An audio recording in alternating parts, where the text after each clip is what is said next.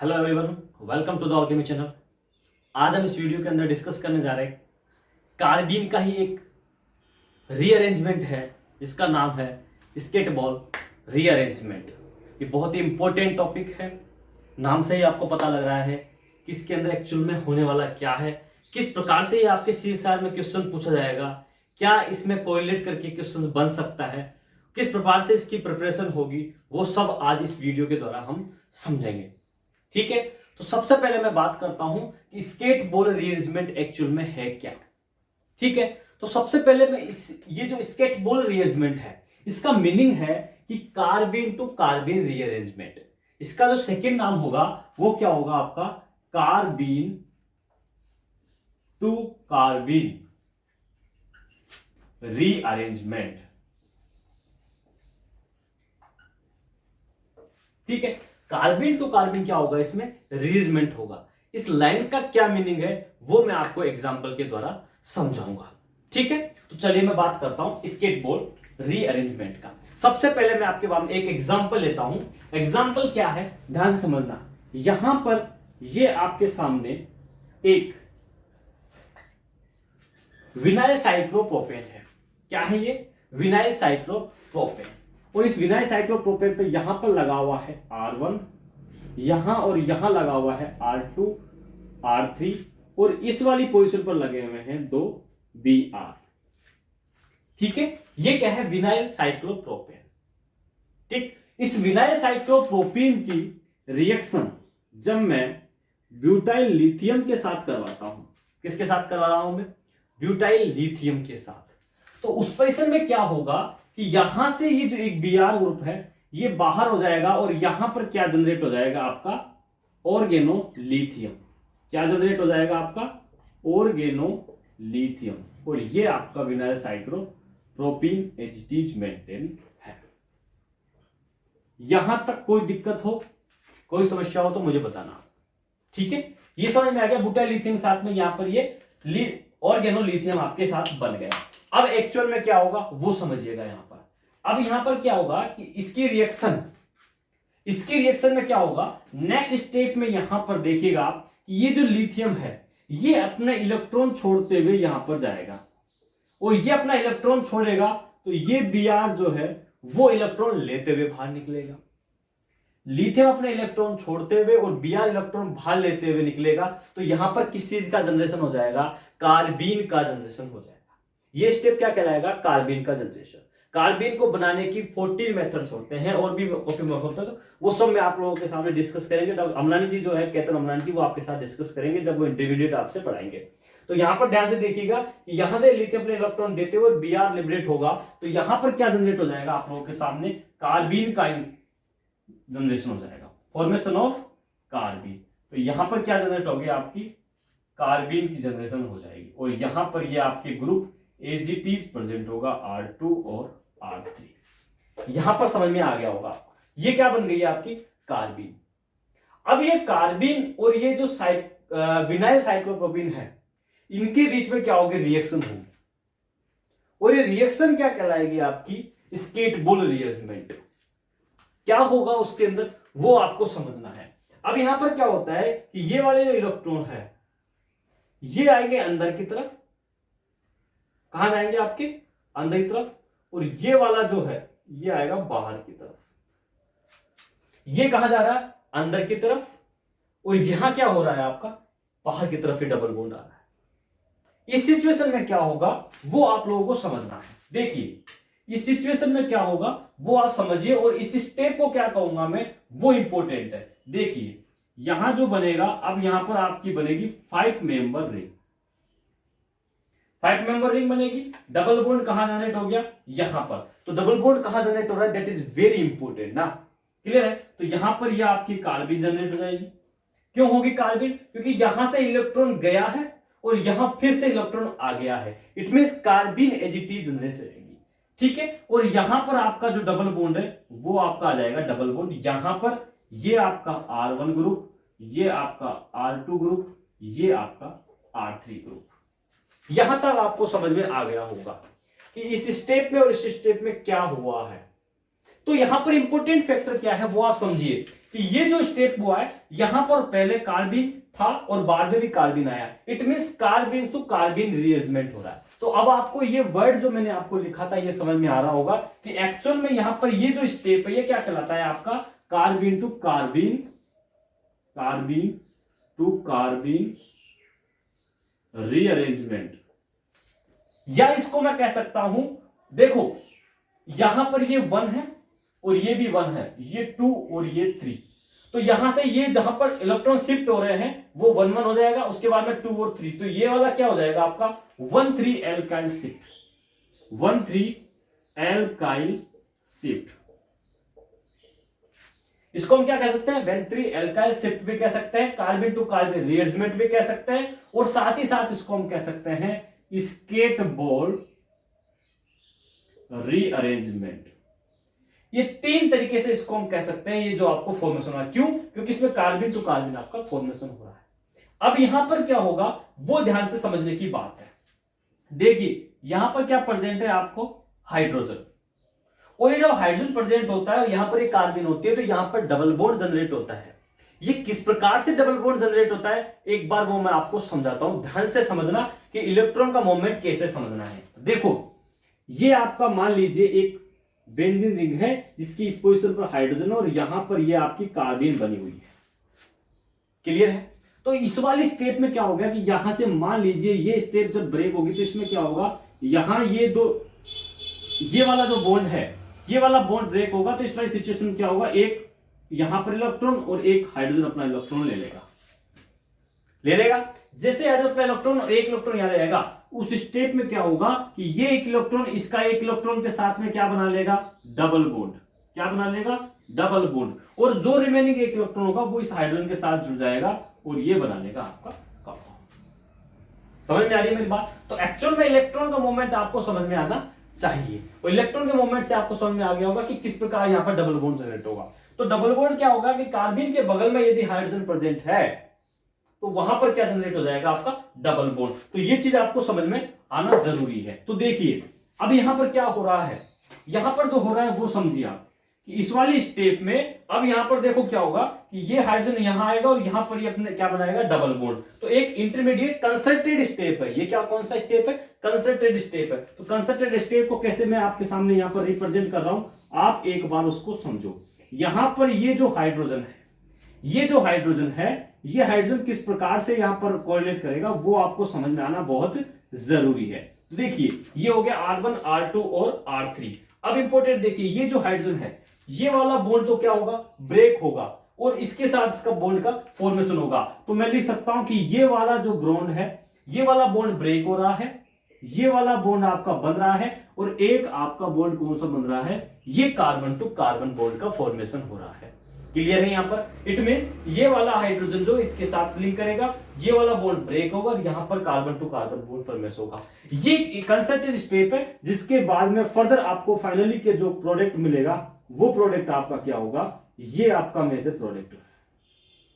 तो यहां पर डबल बॉन्ड, यहां पर डबल बॉन्ड, यहां पर R1, यहां R2 और ये R3, ये आपका क्या होगा, फाइनल प्रोडक्ट होगा, जिसको हम क्या कहेंगे, स्केट बोल रीअरेंजमेंट। तो स्केट बोल रीअरेंजमेंट क्या है, कार्बन टू कार्बन रीअरेंजमेंट है। एक एग्जांपल जिसमें मैंने आपको क्या लिया, विनाइल साइक्लोप्रोपेन। तो यहां पर यहां पर मैंने ये 2-3 तो लिखा है आपके सामने कि कार्बन टू कार्बन रीअरेंजमेंट कह सकते हैं, 1,3 एल्काइल शिफ्ट कह सकते हैं, स्केट बोल रीअरेंजमेंट कह सकते हैं, और साथ ही साथ इसको हम क्या कह सकते हैं, विनाइल साइक्लोप्रोपेन रीअरेंजमेंट। क्या हो रहा है यहां पर, विनाइल साइक्लोप्रोपेन है वो रीअरेंजमेंट है। तो एक इसको मैं ये भी कह सकता हूं कि विनाइल साइक्लोप्रोपेन रीअरेंजमेंट। क्लियर है? यहां पर ये इस नाम से इनको पुकारा जा सकता है।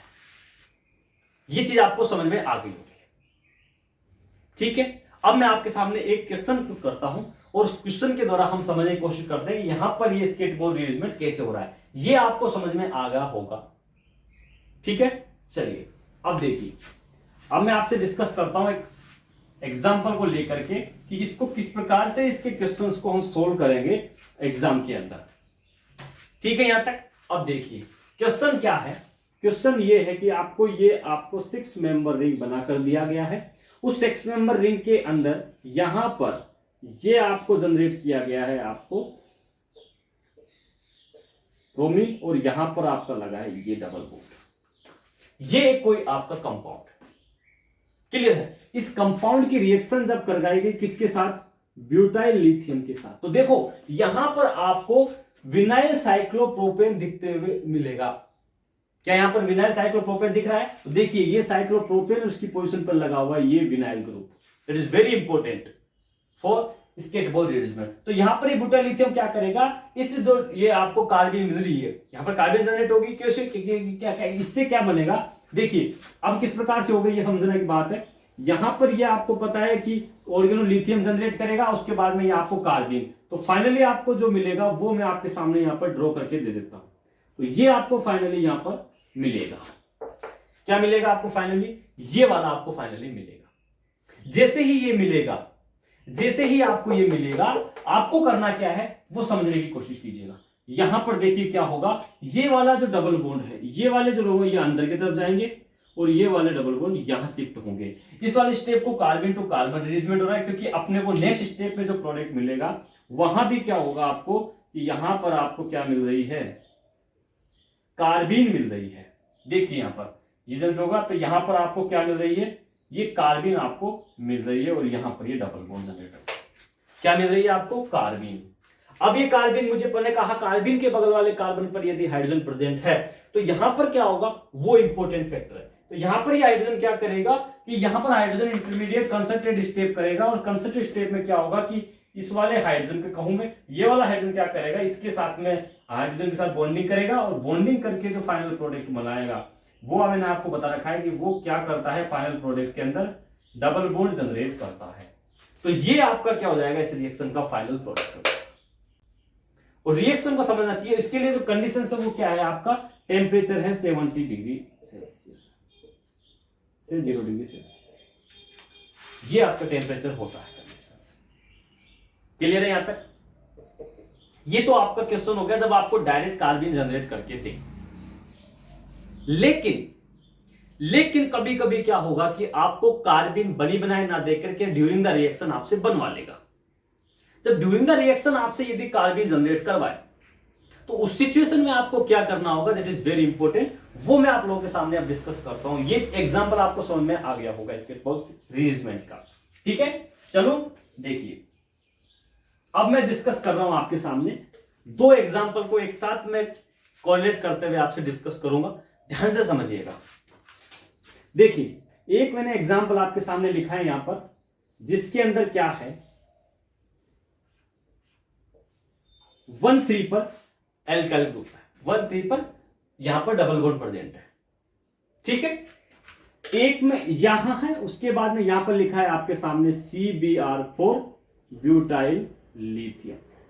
एक एग्जांपल आपके सामने है जिस पर आपका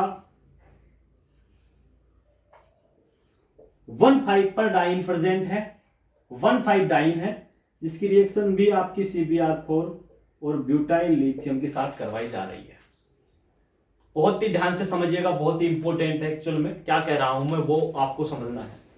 यहां पर 1,3 ब्यूटाडाइन के साथ है, यहां पर 1,5 डाइन के साथ है। आपकी reaction CbR4 butyl lithium, CbR4 butyl lithium के साथ है। इट मींस आपको यहां पर कार्बन बनी बनाई ना दे करके ड्यूरिंग दिस रिएक्शन आपसे बनवाई है। तो क्या करना होगा, चलिए तो यहां पर देखिएगा, समझिएगा होगा क्या। यहां पर ये जो है CbR4 ये किस में कन्वर्ट हो जाएगा, डाइब्रोमोकार्बीन में। क्या बनाएगा ये आपका, डाइब्रोमोकार्बीन। और ये डाइब्रोमोकार्बीन जाकर के क्या करेगी, किसी भी एक डबल बॉन्ड पर जाकर के इंसर्ट हो जाएगी। जैसे ही मैंने कहा कि जनरेट इंसर्ट हो जाएगी, तो आपको डायरेक्ट समझना है कि एक्चुअल में बन क्या रहा है। इस वाले, मान लीजिए इस वाले डबल बॉन्ड में जाकर के ये इंसर्ट हो गई, तो इंसर्ट होते ही ये आपकी क्या बन गई, ये आपकी कार्बन इंसर्ट हो गई। जैसे इंसर्ट हुई, आपको फिर पता है, मैंने आपको बता रखा है कि आपका सेम वही ब्यूटाइल लिथियम के साथ ये रिएक्शन करवाई है। तो ब्यूटाइल लिथियम क्या करेगा, इस Br को लिबरेट करके यहाँ पर ऑर्गेनोलिथियम बनाएगा। देन अगले स्टेप में लिथियम अपने इलेक्ट्रॉन छोड़ेगा और Br इलेक्ट्रॉन लेते हुए बाहर निकलेगा। देन उस सिचुएशन में जो आपके सामने नेक्स्ट जो स्पीसीज बनेगी वो क्या होगी, वो आपको समझनी है। ये आपकी नेक्स्ट स्पीशीज बनेगी कार्बीन। तो इसको कार्बन देखो, साइक्लोप्रोपेन क्या बन गया, ये आपका विनाइल साइक्लोप्रोपेन बन गया, विनाइल साइक्लोप्रोपेन, ये कार्बन जनरेट होगी। तो क्या होगा, ये कार्बन अपना इलेक्ट्रॉन अंदर की तरफ देगा और ये डबल बॉन्ड अपने इलेक्ट्रॉन इस तरफ देगा। देन इस सिचुएशन में क्या होगा वो आपको समझना है। तो ध्यान से देखिएगा, इस सिचुएशन में क्या होगा, जैसे ही ये बना, यहां पर ये डबल बॉन्ड जनरेट होगा, तो ये आपकी 6 मेंबर रिंग के साथ में ये आपका क्या बन जाएगा, प्रोडक्ट, यहां पर डबल बॉन्ड और यहां पर आपकी क्या आ जाएगी, कार्बन। ये कार्बन नेक्स्ट स्टेप में इस हाइड्रोजन के साथ या किसी भी एक हाइड्रोजन के साथ रिएक्शन करेगी और रिएक्शन करने के बाद ये आपका फाइनल प्रोडक्ट क्या बनाएगी, ये आपका क्या होगा, फाइनल प्रोडक्ट होगा। ये आपका क्या होगा, फाइनल प्रोडक्ट। तो समझ में आ गया कि आपको हो सकता है डायरेक्ट बनाया दे दे या आपको ड्यूरिंग द रिएक्शन बनवा ले कार्बन। तो आपको किस प्रकार से सोल्व करना है, देखिए कार्बन यहां थी और फिर प्रोडक्ट में आपको नेक्स्ट स्टेप में कार्बन बन रही है। It means carbon to carbon क्या हो रहा है, यहां पर रीअरेंजमेंट हो रहा है। क्लियर है यहां तक मेरी बात, यहां तक मेरी बात समझ में आ रही है। ये एक तरीका था, ये तो आपका जब तक 1,3 डाइन आपको दे, लेकिन किसी सिचुएशन में आपको 1,5 डाइन दे दे, that is very important. Exam में आएगा तो अच्छे इसमें गच्चक आ जाएंगे। क्या होगा, देखो यहां पर ये रिएक्शन होगी तो यहां पर वापस मैंने आपको बताया क्या बनेगा, यहां पर डाइब्रोमो कार्बन का जनरेशन होगा। ये जो डाइब्रोमो कार्बन बनी ये आगे जाकर के इसमें इंसर्ट होगी और इंसर्ट होने के बाद क्या बनाएगी, इट इज वेरी इंपॉर्टेंट।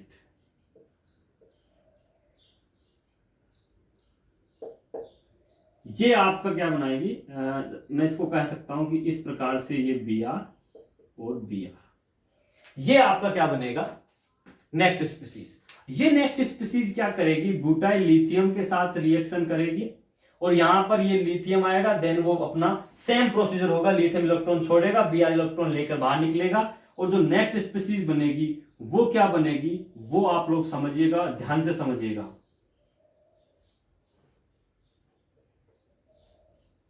ये आपका नेक्स्ट स्पीसीज होगा, ये क्या हो गया, आपका नेक्स्ट स्पीसीज हो गया। बहुत इंपॉर्टेंट है, ध्यान समझना जिसकी बात कर रहा हूं मैं। ये आपका नेक्स्ट स्पीसीज है। अब देखिए यहां पर क्या होगा, कार्बन जनरेट है बट यहां पर विनाइल साइक्लोप्रोपीन नहीं है। तो विनाइल साइक्लोप्रोपीन नहीं होने की वजह से अब यहां पर स्केट बोल्ट किस प्रकार से होगा वो देखो कि यहां पर ये जो कार्बन है, ये कार्बन जो नेक्स्ट आपके पास ये डबल बॉन्ड है इसके साथ क्या हो जाएगी, इंसर्ट हो जाएगी और जैसे ही इंसर्ट होगी तो आपको जो नेक्स्ट प्रोडक्ट मिलेगा वो आपको समझना है किस प्रकार से होगा। क्या कह रहा हूं समझिएगा, यहां पर ये जो आपकी ये जो कार्बन है, ये कार्बन इस वाले डबल बॉन्ड के साथ इंसर्ट होकर के क्या प्रोडक्ट आपका फाइनल बनाएगी, इट इज वेरी इंपॉर्टेंट ना।